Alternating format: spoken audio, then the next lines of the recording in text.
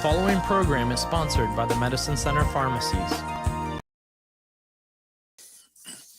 Good morning and welcome to Health Matters with the Medicine Center Pharmacy. I'm your pharmacist, Paul White. We're glad you joined us. Before we begin, I'd like to thank our sponsors, Studio Arts and Glass and Genuine Appraisals and Liquidations. Today, Brad and I are broadcasting from our administrative offices, and our very special guest is Emily Winstead, Occupational Therapist with Cleveland Clinic Mercy Hospital. Good morning and welcome to the show, Emily. Hi, thanks for having me. During the month of April, Occupational Therapy recognizes the benefits of the specialized healthcare services. Many of us do not know what an occupational therapist does or how they care and benefit our lives. When injury strikes or long-term wear on the joints and muscles requires rehabilitation, an occupational therapist, also known as an OT, provides the necessary exercises to get us back into our daily routines. Simply getting out of bed may be a challenge for one, or moving from one position to another can become a problem we need to overcome. Occupational therapists have studied the movements required to make these transitions happen safely and to retrain our newly repaired body part to do the job. They know the therapies to help improve the weakened muscles and the alternatives when others fail us. For every age and ability, occupational therapists provide care to improve the quality of life for each patient. This morning, we're going to talk with Emily about the services occupational therapists provide. We'd like to remind our listeners that our program is also available on our podcast. Just look for Health Matters with the Medicine Center Pharmacy in your favorite podcast app, and please subscribe to our program. So, Emily, again, welcome to the show. We'd like to thank you for your service as an occupational therapist, especially during this pandemic. Please tell our listeners about yourself and responsibilities at Cleveland Clinic Mercy Hospital. Hi, yes, thank you for having me. So I've been an occupational therapist for a total of about 6 years now. 2 of those years have been here at Mercy. So a lot of what I do here at the hospital is centered within our acute care. So I work to evaluate patients to determine their ability to function in their everyday life following any type of an illness, injury, surgery, those types of things. So we go in and we assess the patients and see their coordination, their strength, their balance, activity tolerance, to help make a determination if they're able to return home and be independent in their daily lives. Can they do things like their own bathing, dressing, those types of basic things that we each do each and every day. So we help with discharge planning, determine, do the patients go straight home from the hospital or do they need further therapy before that? And then if they do need further therapy, we try to work with them daily here in the hospital. So, okay, when we hear the term occupational therapist, the term seems to imply that the focus would be on helping a patient return to their occupation or job. However, we know it means so much more. So can you explain the services that an occupational therapist can provide at Cleveland Clinic Mercy Hospital, and how important your services are to maintaining the quality of your patients' lives? Yes, so there often is a lot of confusion regarding the title of occupational therapist. When we introduce ourselves, we often hear, "Oh, I'm retired. I don't need you to help me. I don't need any help from you." So I want to clarify what that term really means. So when we consider occupation, we're referring to any activity that a person will do each and every day that gives their life meaning and purpose. So these tasks will help to influence who a person is, kind of shape who they are. These include things of what we label as activities of daily living. So those are basics of bathing, dressing, being able to use the restroom, feeding yourself. Then we have incremental activities of daily living. So that encompasses cooking, laundry, grocery shopping, managing medications, managing finances, driving. We also consider sleeping, social participation, and then for some of our younger clients, things like being able to engage in school, education, play. So you can really see that it's such a broad range that we work with and consider in our occupation. It's our job to address whatever deficits a person might have that are impacting their participation in these types of activities. So, for example, if a person comes in and they have an open heart surgery, They might not have the activity tolerance, the endurance, or balance to be able to do something as simple as bending over and putting socks on or washing their lower body. So we would work with those types of things, teach them strategies to be able to perform all these types of tasks, so that they can return home and be independent in their life. And helping a person learn to regain independence provides them with a sense of value. And a lot of people find satisfaction in that, in being able to do those things for yourself, rather than having to ask somebody to help you with something so simple as washing your feet. So, what injuries or diagnoses might indicate a person needs help of an occupational therapist? And how do you evaluate these needs? So everything, really, thinking about any kind of diagnosis that you could really come up with, we most likely will work with that. So just some examples: people who have suffered stroke, any kind of a fracture, traumatic brain injury, abdominal surgeries, total joint replacements, respiratory issues, so things like COPD, cardiac patients, developmental delay, neuro impairment, spinal cord injury, and of course, COVID. So we evaluate patients' needs by assessing their overall performance, looking at things like their coordination, their strength, balance, activity tolerance, their cognitive function. So can they sequence a task and problem solve through doing a task? And then we consider their safety awareness, their insight into their deficits, all the while monitoring things like their vitals and their safety throughout. So, is it safe to say that an occupational therapist is really a person who helps us improve the muscles and movements required to complete our activities of daily living, like getting out of bed, getting dressed, and driving? Yeah, I would say that's an accurate statement, with the understanding that it is so much more than just that. Um, like I said, we focus on those specific things of strengthening balance, coordination, but we really consider all of the components that make up that person. So the support system that they would have at home, cultural beliefs, all of those kinds of extras. Um, the things, and focusing also on what's important to that person. So for an example, if somebody who is a corporate executive type comes in and they have a severe stroke that leaves them with one-sided weakness, we might focus on strengthening and coordination in their hand and arm, as well as that cognitive training to allow them to return to work successfully. Okay, so it sounds to me like you've had a pretty hefty education here to learn all this stuff. So, so what are the educational requirements of an occupational therapist? So currently, occupational therapists are required to earn a master's degree. Um, so, so a master's degree for occupational therapy, that will be transitioning to a full doctorate in the year 2027. We also have occupational therapy assistants who need an associate's degree in order to practice. So both occupational therapists and occupational therapy assistants have to go through their schooling, and then we have to sit for a national certification exam, and then we have to also maintain state licensure in order to practice. Do you have to be licensed in every state, or if you're licensed in Ohio, can you jump to any other state? So you would have to have a license for each state that you want to practice in. Okay. All right, Julie.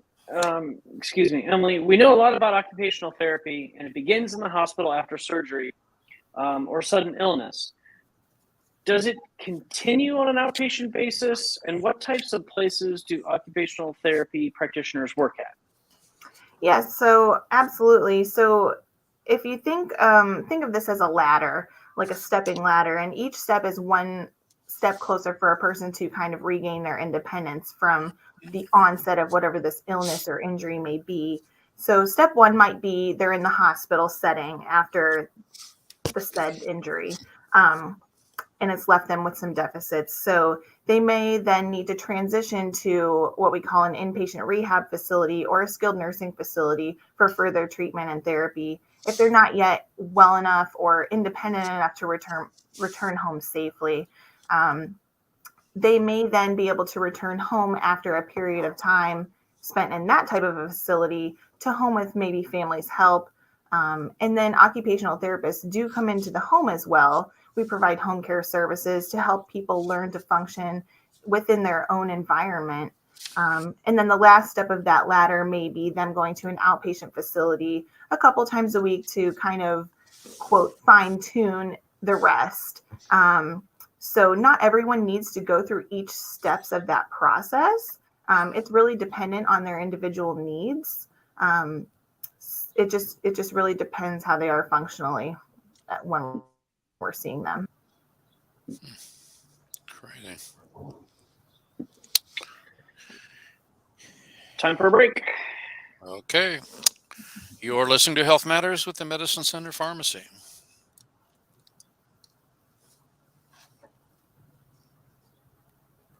Medicine Center Pharmacy. Hi, this is Paul White from the Medicine Center Pharmacies. Are you looking for the personal touch from your pharmacist and pharmacy staff? Do you need home delivery or custom packaging to simplify a complex medication schedule?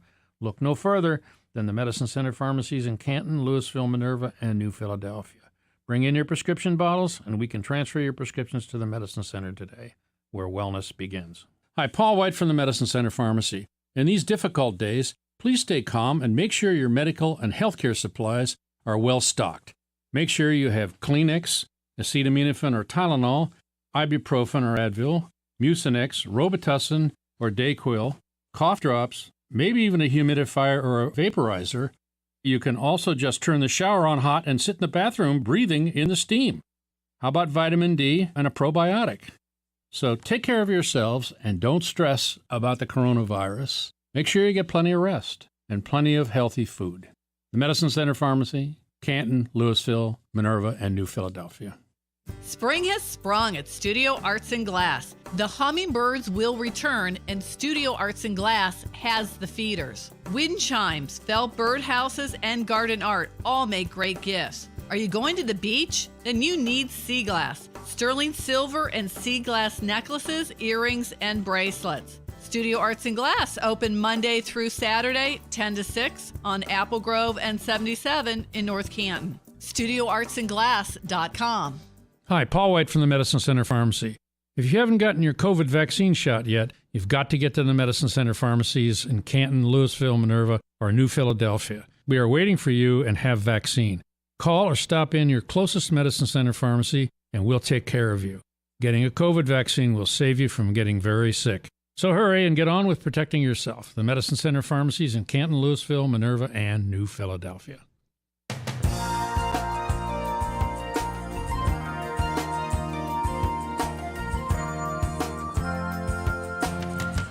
The following program is sponsored by the Medicine Center Pharmacies. Okay.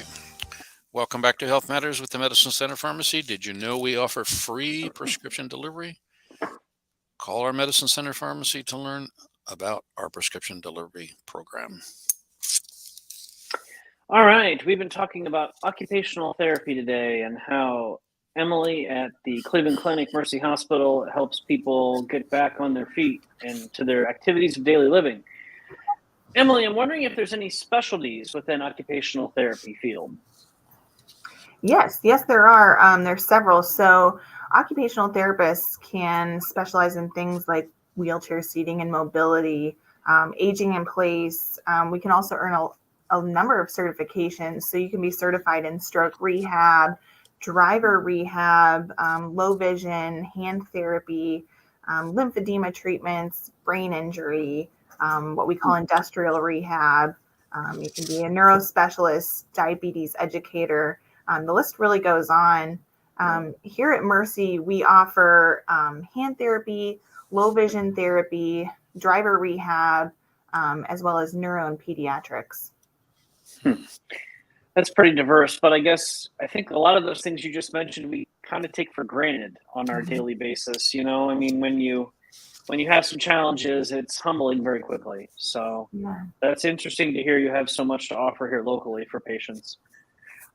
What other disciplines do occupational therapy practitioners work with?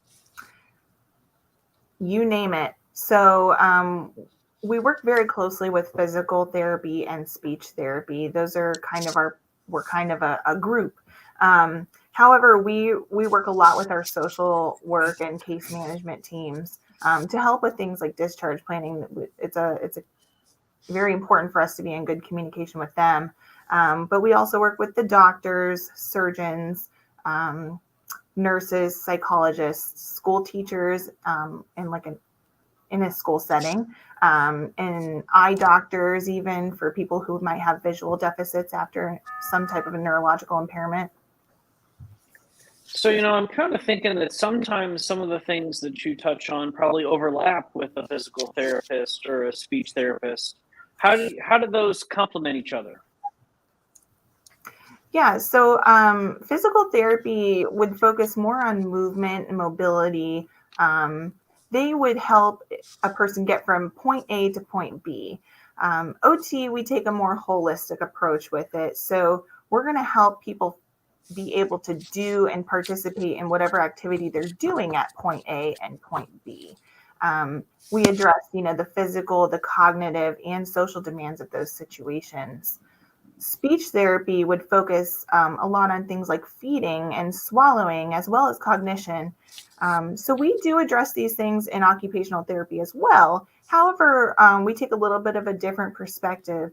So, for example, our speech therapists here at the hospital are well trained to help people with their swallowing, with eating. So in OT, we might focus more on the person's fine motor coordination, strength, to be able to grasp an eating utensil and actually bring their hand to their mouth without spilling food everywhere. So that might be more of our focus on it, while speech is focusing on the actual, swallowing of that food. So we all work in collaboration with each other. However, we each do serve our own purpose within that. You probably already partially answered this question, but what types of diagnoses do occupational therapy practitioners work with? I mean, you just talked about a few things that really are all the way across the map, and I don't know how you get all these people together. But anyway, what do you think? So yeah, I mean, we do. I mean, we can really serve such a wide variety of diagnoses. I would say some of the top ones that we kind of work with most often here in the hospital setting, at least, would be people who have strokes, any kind of a neurological impairment where they're left with weakness, cardiac patients, so people who have maybe an open heart surgery, any kind of abdominal surgery, COVID patients, total joint replacements, spinal cord injury, mental illness also. Cancer is another one. So it's really a wide variety. What about so what about occupational therapy following a total joint replacement? What do you do? So following a total joint replacement, a person often is given what we call a set of precautions. So they've repaired a joint or put in a new joint, and a person has to avoid movements in a certain manner to avoid any kind of like a post-op complication with that in order for it to heal appropriately. So our job as occupational therapists is to go in and we teach a person how to maintain those precautions. We teach them their precautions and how to maintain them. So, for example, following a hip replacement, you might not be able to bend forward to reach your feet.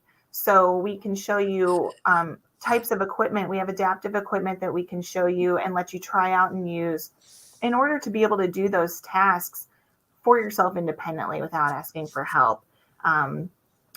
Also, a lot of people end up having to use a walker after a total joint replacement.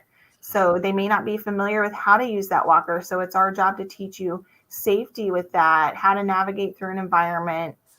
There's a lot that goes into it. So following a stroke, I can imagine, all kinds of issue with voice and movement, et cetera, et cetera. How do you deal with that? So you're right. A stroke can leave a person with a wide variety of deficits. So we're focusing on things like strength, range of motion, coordination, Sensation can be impaired after a stroke. Cognitive impairments. So sequencing a task, being able to initiate a task and problem solve your way through something. Visual deficits. Sometimes people have difficulty seeing out of one side after a stroke. So we consider all of these components within the context of them being able to participate in those basic daily tasks each day. Interesting. Would occupational therapy address children's issues or working with children?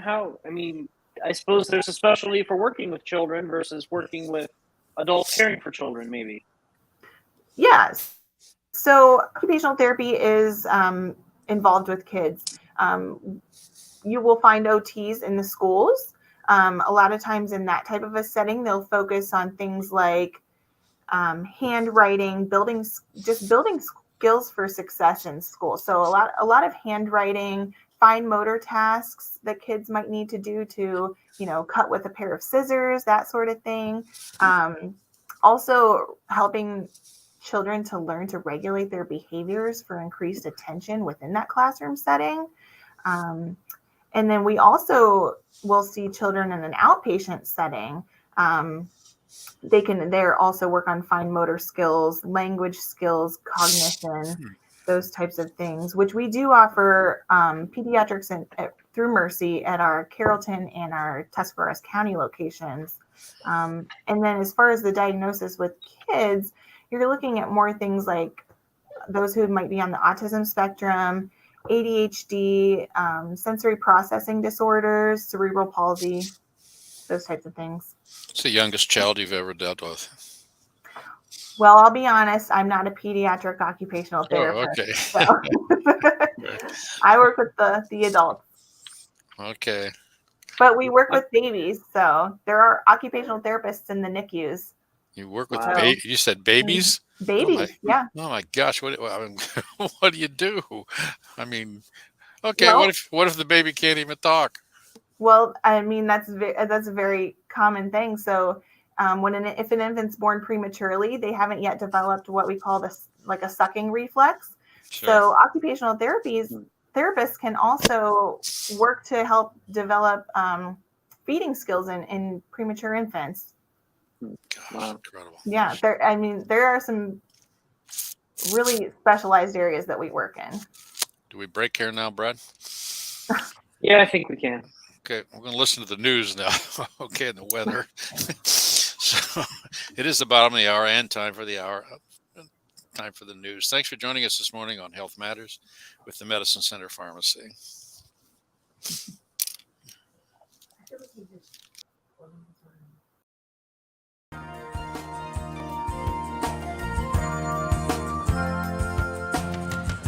Hi, Paul White from the Medicine Center Pharmacy. In these difficult days, please stay calm and make sure your medical and healthcare supplies are well stocked.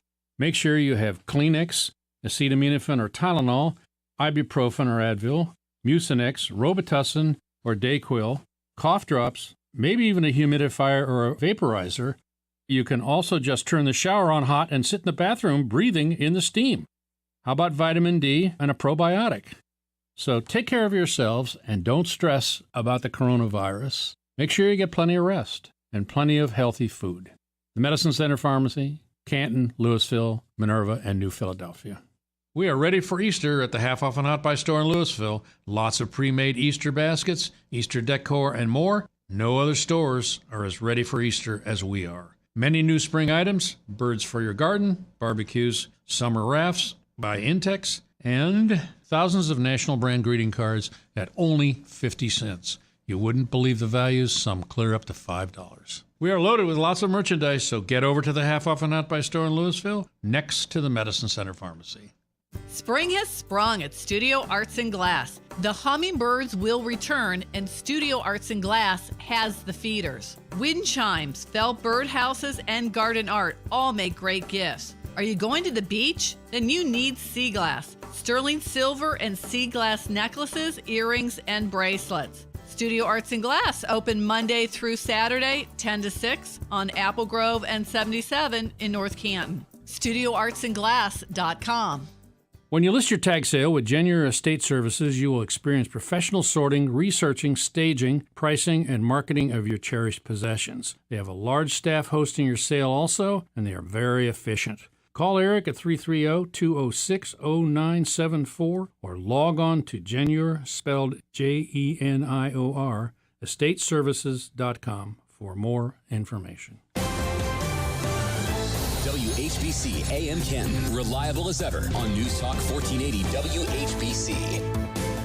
From the News Talk 1480 WHBC Newsroom, today is April 15th, but it is not tax day. You will get a few extra days this year. Your taxes will be due on Monday. The FDA giving the green light to the first COVID-19 breath test under emergency use authorization. The agency approved the COVID-19 breathalyzer, roughly the size of a piece of carry-on luggage. The device can be used in medical offices and mobile testing sites and promises results in less than 3 minutes. A bill introduced in that Ohio House pushes to expand access to mental health care. It would require public hospitals to designate 5% of their inpatient capacity for people seeking mental health care. The representative behind the bill says she knows it won't solve all the issues, but she says it is one thing that can change now. Hospitals would be able to waive that requirement during an emergency. 21 prospects are confirmed to attend the 2022 NFL Draft in Las Vegas on April 28th. NFL officials announcing yesterday that Georgia leads all colleges with 3 players to be in attendance, while Alabama and Ohio State will each have 2 on site. The Buckeyes' Chris Olave and Garrett Wilson will be there. One name that is missing from that list, quarterback Kenny Pickett. Tonight on 1480 WHBC, it is the Cleveland Cavaliers hosting the Atlanta Hawks in their battle for the NBA playoffs. Tip-off will be at 7:30. For News Talk 1480 WHBC, I'm Pam Cook. Your severe weather station, News Talk 1480 WHBC. Here's your Accuweather Forecast. A wind advisory is in effect this afternoon through 8 p.m. this evening, with winds gusting to 50 miles per hour. Windy this afternoon with a blend of sun and clouds. Gusty winds and dry brush results in a high fire threat. High for the rest of the day, 68. Then breezy tonight, mostly cloudy. Couple of showers, mainly later, low 47. Couple of morning showers tomorrow, and a high of 53. Partly sunny Sunday, high 47. I'm Holly Holden for News Talk 1480 WHBC. The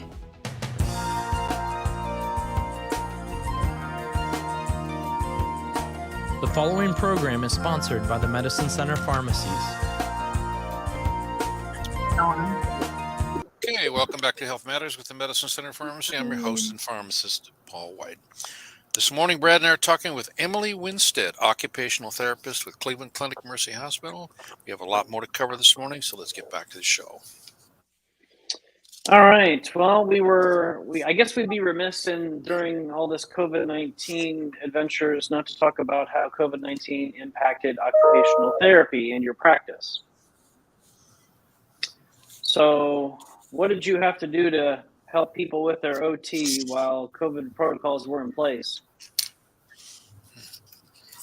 Yeah, so COVID was a big learning curve for all of us. I think early on, people weren't really thinking about early mobilization of patients or what long-term recovery might look like. They were just focused on keeping people as healthy as they could. So no one was really assessing the patients that were here with COVID's ability to get up, move around their hospital room. So we kind of helped with that, being the first ones to kind of get in there, therapy services being the first ones to get in there and really get these people up and moving, after spending days and days in hospital beds with COVID. So we were noticing, massive drops in their oxygen levels when they would get up and move. So we really had to kind of take that under our wing and work with these patients to regain enough strength and endurance to be able to just stand up. It was pretty serious. And then, like I said, we're still kind of seeing what the long-term effects of all this are.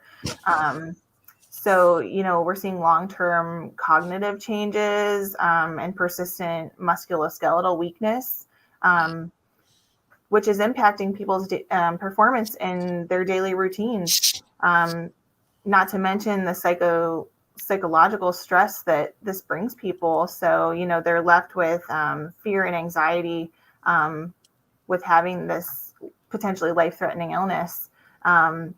So we, especially here in the hospital, we were working with people to kind of bring them things to do during the day, activities that they could do in their room to kind of keep their emotional and psychological state a little bit better. Teaching them things like coping strategies to meet their emotional needs. Helping them figure out ways to connect with family because family wasn't allowed to come in and visit them. So, helping them navigate all of that. And we were kind of learning it along the way. The other thing that kind of we were impacted with was discharging patients. We were in a sticky spot because a lot of these patients were being discharged when they were still COVID positive. So they might not be able to go home to their family while they're still COVID positive and get help from them. Yet these people weren't in any position to be able to take care of themselves either. So we tended to keep people here in the hospital a little bit longer, and we were working with them. So, building a relationship with all these people over the weeks that we would see them. So it was a really big change for us in the acute care setting. And now, even after the fact, there are people who are still going, they've fully recovered from COVID in the medical sense, but they, like I said, have been left with maybe some long-term cognitive changes or weakness, or their respiratory status is just not what it was before. So we're still working with some of those people, even on an outpatient basis at this point. But, some of the big things that we kind of learned to teach people during all of this was relaxation techniques, just, to deal with, like I said, the stress of everything, breathing exercises, not only for kind of calming themselves and grounding themselves, but also for their respiratory endurance and tolerance. Energy conservation. So I mentioned some adaptive equipment earlier when talking about total joints. That can translate over to somebody with COVID. If they can't catch their breath enough to dress themselves, we have options that we can show you and equipment that you can use to make that easier for you. So it's been quite a bit of a change for us, but we're still learning. I think we all are. So it sounds like so during this time, maybe you do a little bit more in the hospital than you were doing outpatient. Is that fair? Or is it just either way it complements each other? So it just really is dependent on the person and the severity of the case that we were seeing. If somebody was in the hospital for, say, almost a month, we would be working with them that full time, and then they may step down to either like a skilled nursing facility or home care or outpatient. It just is based on their functional level when they would leave the hospital. So how can occupational therapy help people in the community?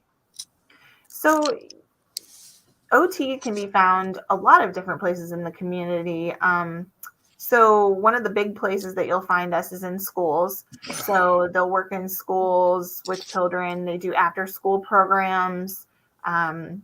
We also are involved with things like health promotion in the communities, mental illness, support groups.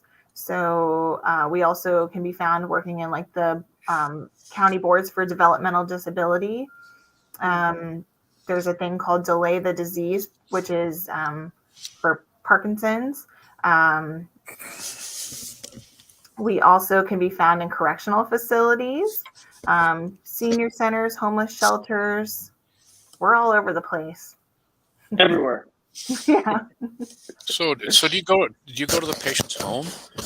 Yeah. So not me specifically, but there are plenty of occupational therapists Sure. who that's their job.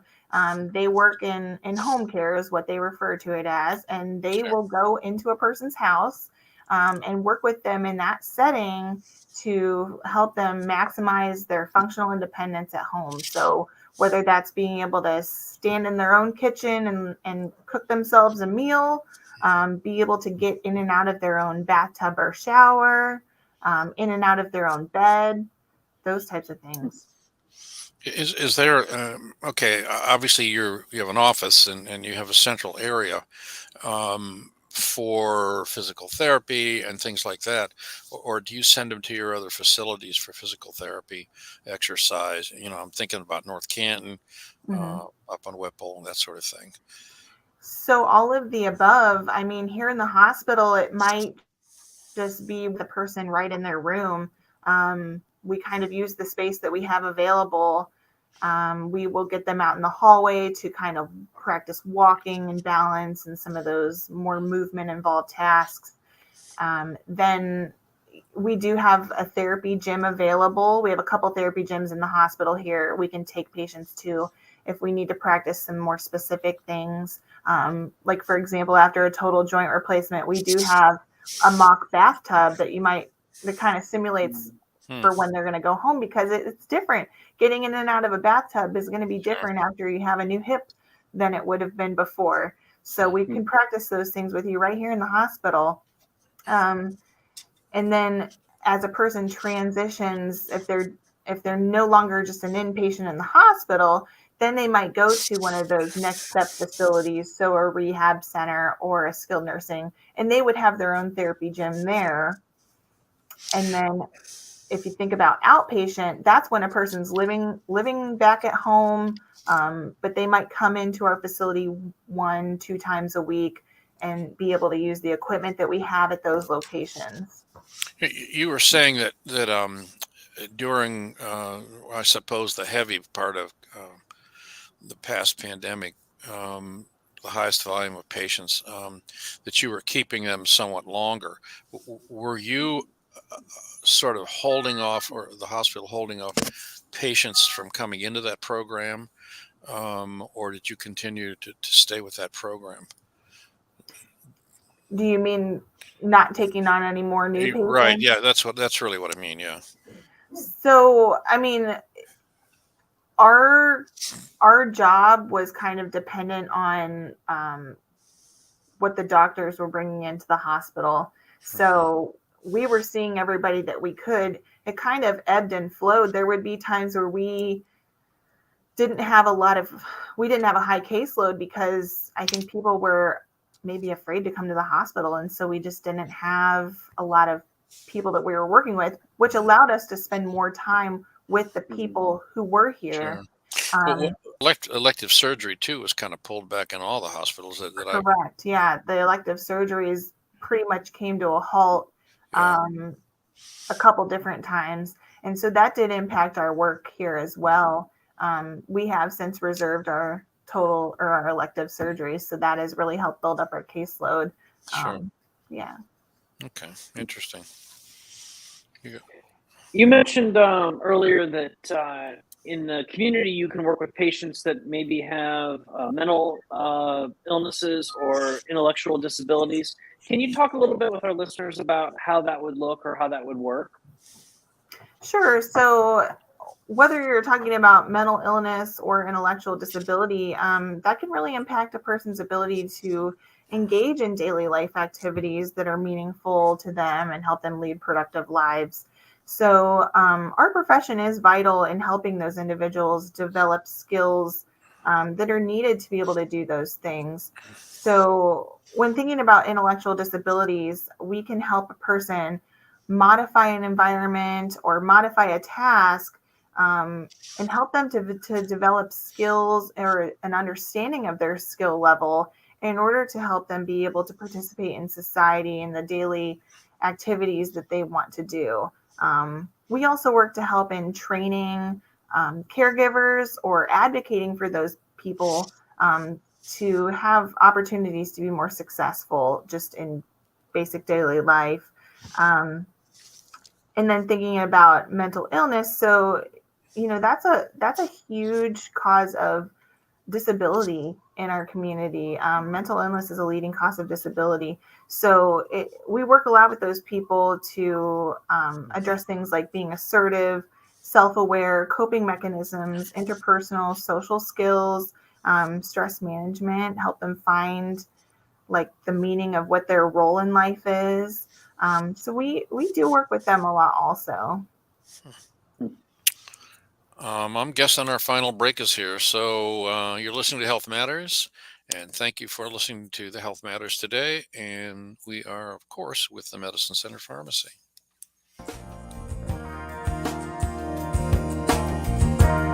We are ready for Easter at the Half Off and Hot Buy store in Louisville. Lots of pre-made Easter baskets, Easter decor, and more. No other stores are as ready for Easter as we are. Many new spring items, birds for your garden, barbecues, summer rafts by Intex, and thousands of national brand greeting cards at only 50 cents. You wouldn't believe the values, some clear up to $5. We are loaded with lots of merchandise, so get over to the Half Off and Hot Buy store in Louisville, next to the Medicine Center Pharmacy.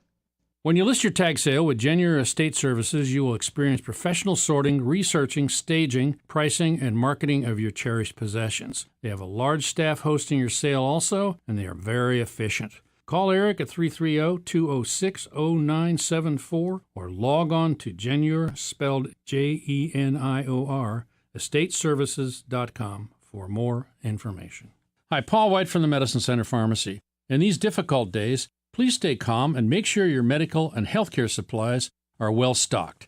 Make sure you have Kleenex, acetaminophen or Tylenol, ibuprofen or Advil, Mucinex, Robitussin or Dayquil, cough drops, maybe even a humidifier or a vaporizer. You can also just turn the shower on hot and sit in the bathroom breathing in the steam. How about vitamin D and a probiotic? So take care of yourselves and don't stress about the coronavirus. Make sure you get plenty of rest and plenty of healthy food. The Medicine Center Pharmacy, Canton, Louisville, Minerva, and New Philadelphia. Hi, Paul White from the Medicine Center Pharmacy. If you haven't gotten your COVID vaccine shot yet, you've got to get to the Medicine Center Pharmacies in Canton, Louisville, Minerva, or New Philadelphia. We are waiting for you and have vaccine. Call or stop in your closest Medicine Center Pharmacy, and we'll take care of you. Getting a COVID vaccine will save you from getting very sick. So hurry and get on with protecting yourself. The Medicine Center Pharmacies in Canton, Louisville, Minerva, and New Philadelphia.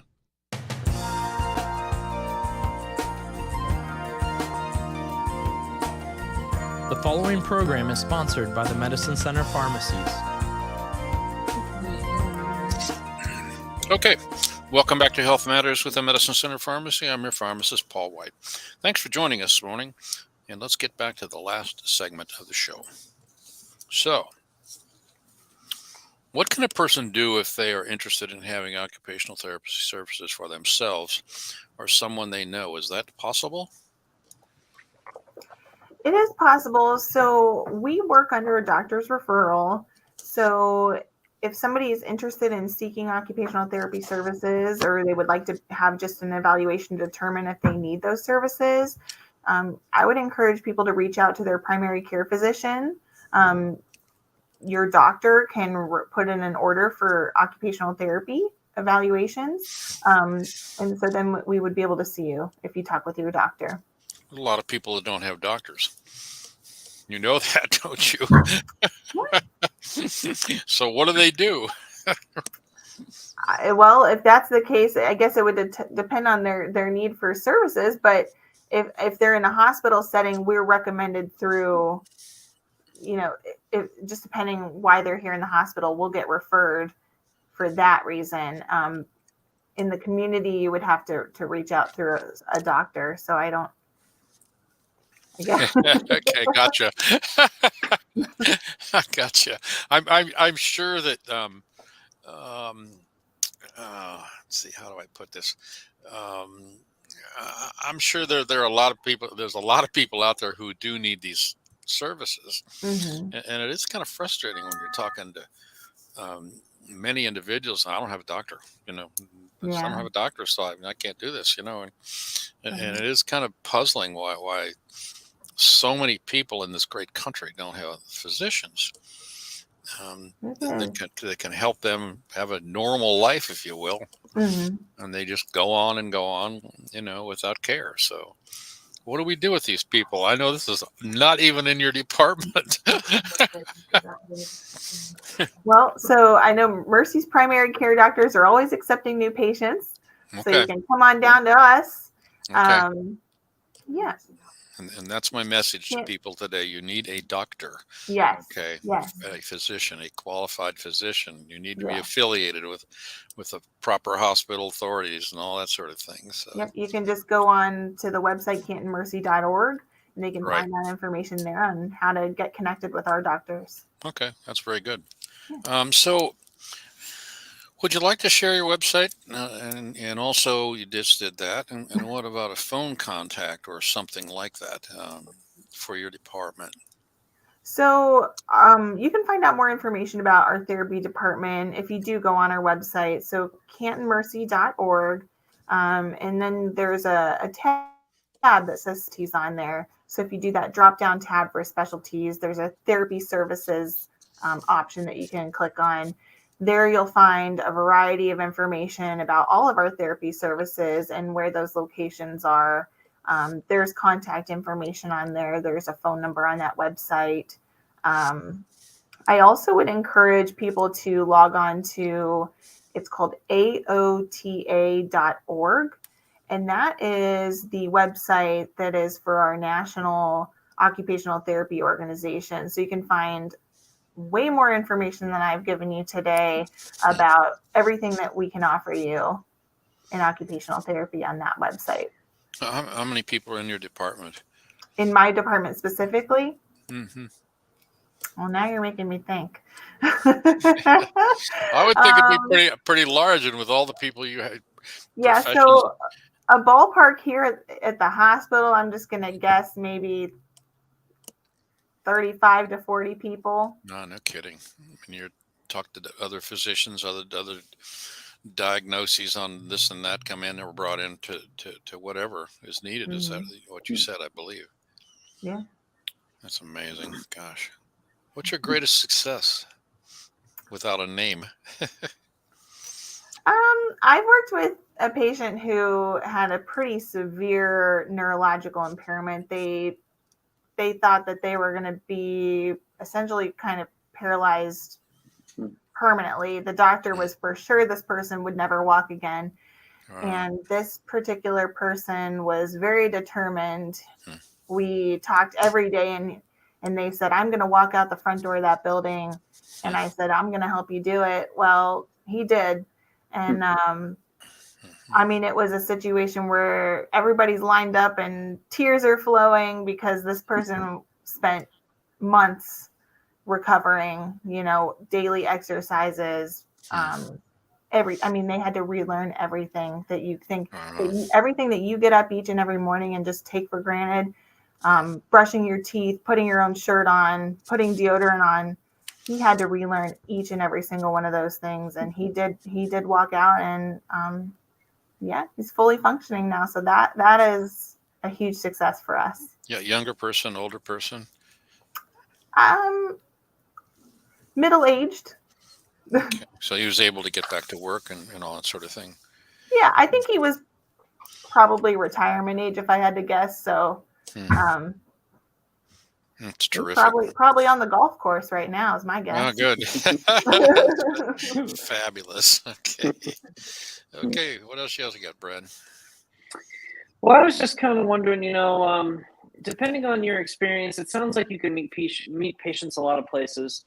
I know we get patients in the pharmacy that come in and like my dad said, they don't have a doctor.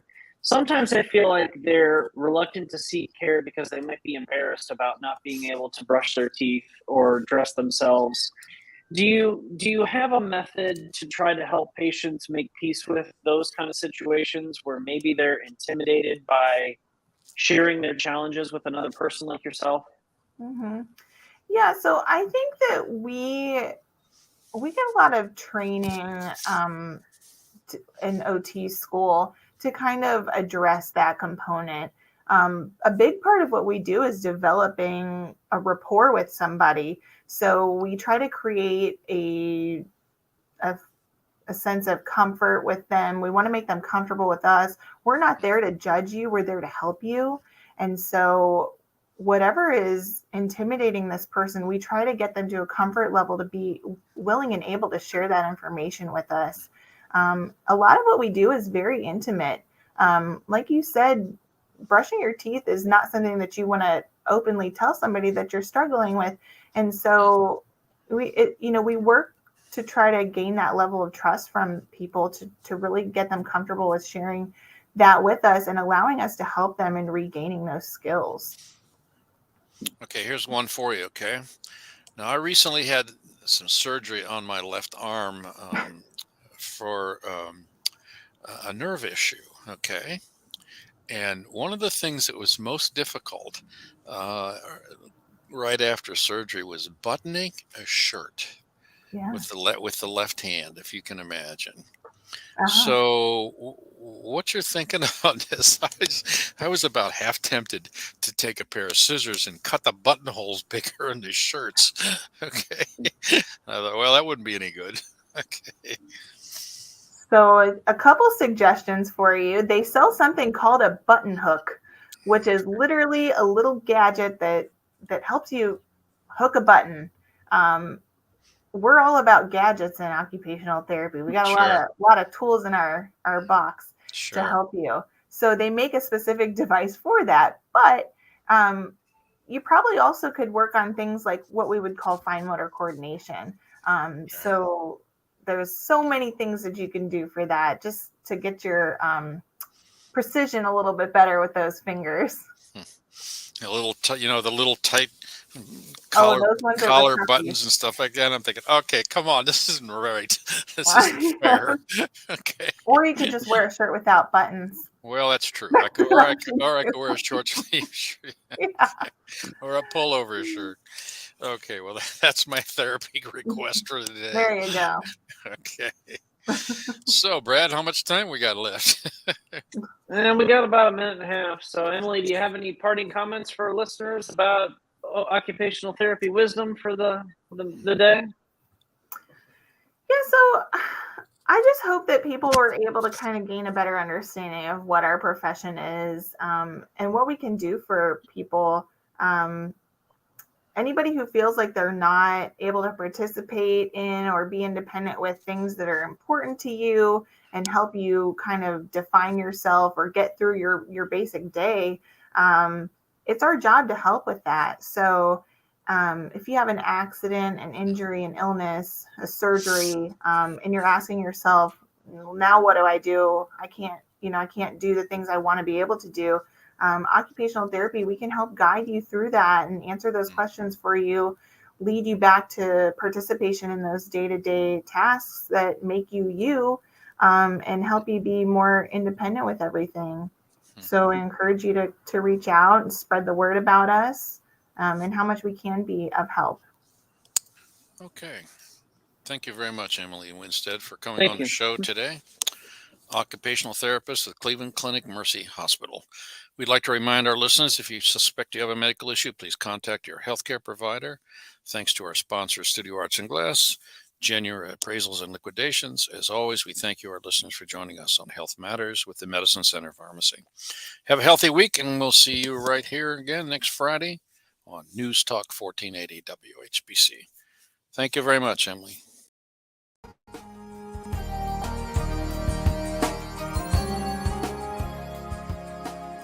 The preceding program is sponsored by the Medicine Center Pharmacies.